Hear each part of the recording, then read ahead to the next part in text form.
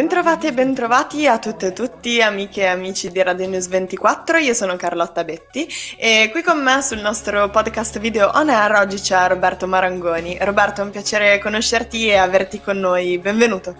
Piacere mio Betty, buongiorno a tutti. Allora, Roberto fa parte del gruppo folcloristico Bontemponi di cui oggi parleremo approfonditamente. Io lascerei subito parlare te, Roberto, e ci racconti qualcosa sulla storia del tuo gruppo e magari ci dai qualche indicazione geografica, dove vi trovate?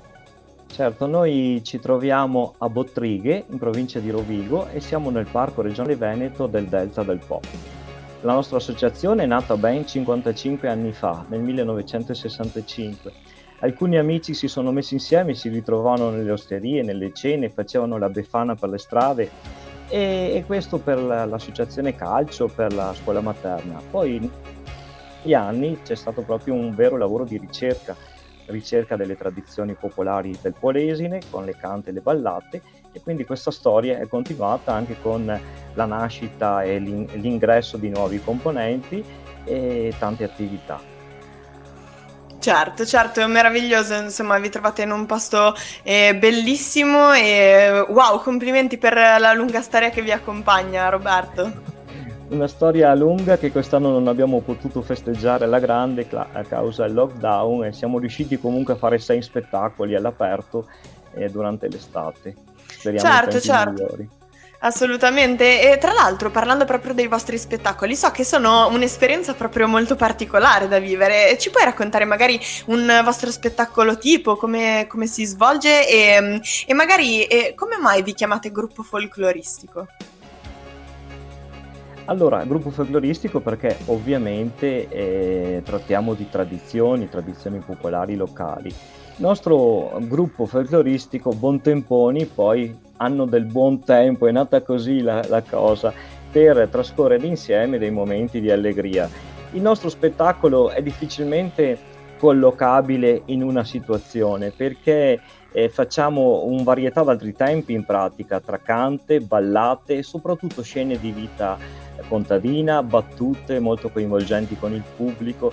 In circa 2 ore qualcuno dice: mi avete fatto dimenticare i malanni della mia vita. Certo, si ride molto, giusto Roberto? Insomma, è una Sì, si ride cosa molto, molto sì. simpatica. C'è anche bisogno di ridere molto.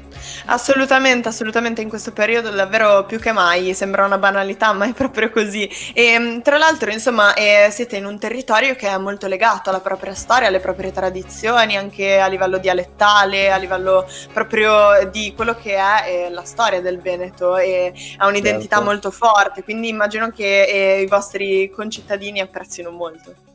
Sì, è apprezzato anche molto lontano nelle trasferte dove ci siamo esibiti, perché poi il dialetto veneto è ben comprensibile anche a Roma, Sì. ricordo, parlando magari un po' più piano, però il veneto si capisce ovunque, insomma. Vero, quindi fate anche delle trasferte, delle lunghe trasferte fino a Roma, accidenti.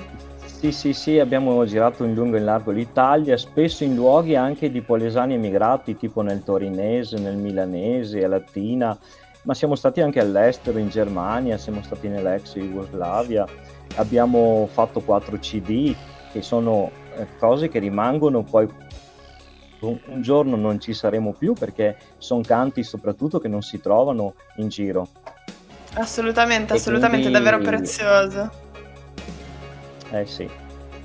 È stato tutto di Tra l'altro, volontari e sì. che meraviglia, Roberto, tra l'altro, a proposito di CD, insomma, so che c'è un progetto in corso in questo momento, giusto? Sì, noi stiamo già studiando il quinto disco che doveva uscire proprio quest'anno con i 55 anni dell'associazione, e ci sarà un po' di ritardo ovviamente con la pandemia, e speriamo insomma presto di liberarcene e di uscire con questa pubblicazione. Ecco. Assolutamente. Tra l'altro, insomma, come se non bastasse, ecco, diffondere la vostra cultura naturalmente e regalare un sorriso alle persone, so che voi siete anche, insomma, vi fate portavoce di molti enti benefici, ma partecipate anche ad attività e iniziative di Sì. beneficenza.